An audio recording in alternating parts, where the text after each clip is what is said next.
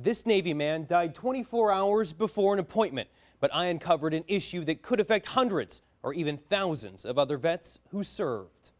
He wasn't just a good sailor, a good citizen. He was an excellent husband. Excellent. Diane Zweig met her blue-eyed Navy man in 1980. He was the light of my life, I tell you that. Those baby blues enchanted her to the end. I just miss him terribly.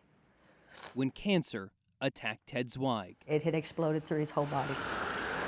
Diane says Ted got regular checkups at the VA.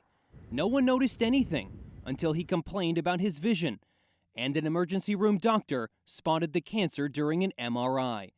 They started treatment while they waited for a VA appointment. Only when she stepped up her complaints about a dying husband did they make room for him. They said, how about October 27th?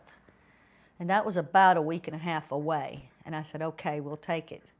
Well, he died on the 26th. Ted Zweig died October 26, 2013, of metastasized lung cancer, one day before his VA appointment. When Diane applied for survivor benefits, she was denied. Another denial. Multiple times. Upon talking to the Texas Veterans Commission counselors, they asked what type of cancer he died from. And I told them, and they asked to see the death certificate, and they said, this type of cancer is the cancer that's from Agent Orange. Millions of gallons of the wickedly strong herbicide was sprayed by the U.S. military in the Vietnam War. Ted's War. The chemicals used to destroy forests and enemy crops are linked to serious and deadly health effects. It's considered molecule per molecule very toxic, one of the most toxic man-made chemicals. Dr. Arnold Schechter is one of the world's leading experts on Agent Orange. He describes it as an oily chemical that can stay in the body for decades and remain hidden for years after being exposed. The dioxins can cause cancer or accelerate cancer once it's formed. The VA has a list of dozens of ships presumed to have been in contact with Agent Orange during the Vietnam War. Ted served on the USS Kansas City in 1971. But Ted's ship is not on the VA's public list. At least, not now. All I want is justice for my husband, his rights and benefits acknowledged, and thousands of other veterans that deserve the same. Diane uncovered this document released January 6, 2011. It shows dozens of Navy and Coast Guard ships with possible exposure to herbicide agents. That's Agent Orange. In this document, the Kansas City is on the list. I also found this, a VA Benefits 2011 training guide listing the ship eligible for the presumption of Agent Orange. When I saw that, I exploded inside and said, this is an atrocity. I took the documents to the VA. In an email response, the VA admits the Kansas City was originally on the Agent Orange ship list. But the VA now says new evidence shows that Ted's ship only offloaded material. That's how the VA justifies removing the USS Kansas City from the list. But even more evidence uncovered by KITV from Ted's shipmates contradicts the VA's decision. This photo shows a crane used to remove and receive large items on the ship. A USS Kansas City crewman says he, Ted, and others once pulled a bulldozer on board. Its treads covered in mud from an area sprayed with Agent Orange. And it's ironic, that veteran says he was approved for VA benefits. They confirmed his ship was there, got a witness testimony saying that he handled equipment straight from the jungle that was coated with Agent Orange.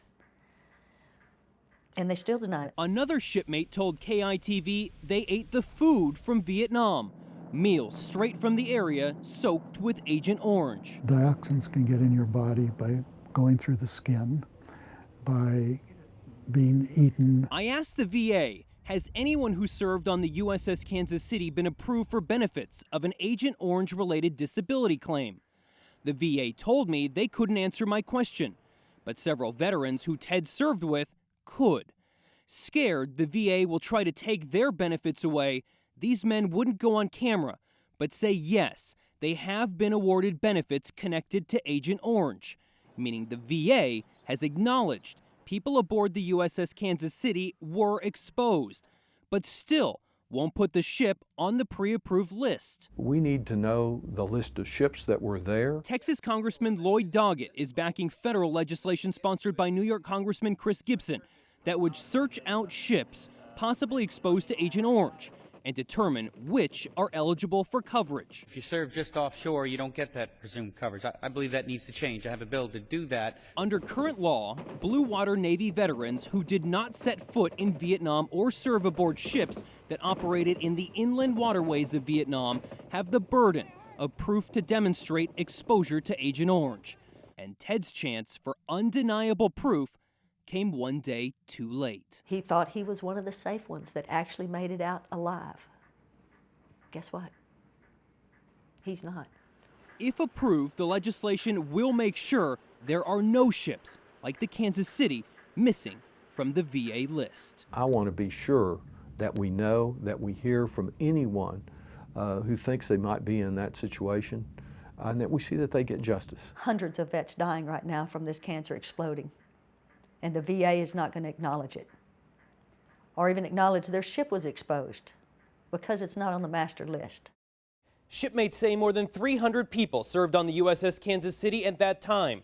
The VA says if veterans have evidence that proves different information than their records, they'll always examine it. Adam Rakusin, KITV News.